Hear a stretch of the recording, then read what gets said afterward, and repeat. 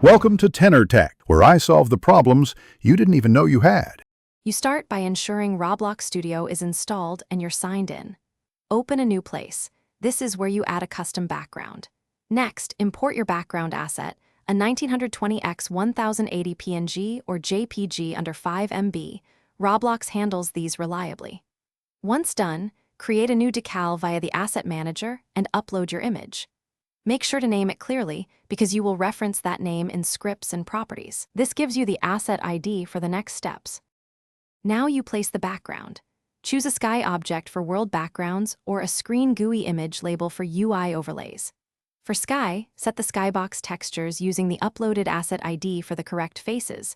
For a simple world image, create a large, non-colliding part and apply your decal to it. Then, write a short local script to swap textures at runtime. Assign decal. Texture equals RB's assetted, / your ID or update image label. Image similarly. These choices let you control perspective, parallax, and layering. Finish by testing in both play and server modes to confirm scale, lighting, and transparency look right. Adjust lighting, fog, and ambient to blend the background. Make sure parts are non-colliding and set to can collide equals false.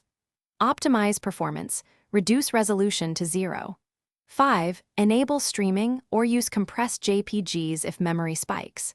If your background is invisible, first verify the asset is public and you're using the exact RB's assetted / ID string. Next, check script timing and replication. Thanks for watching. Subscribe to keep your life in tune.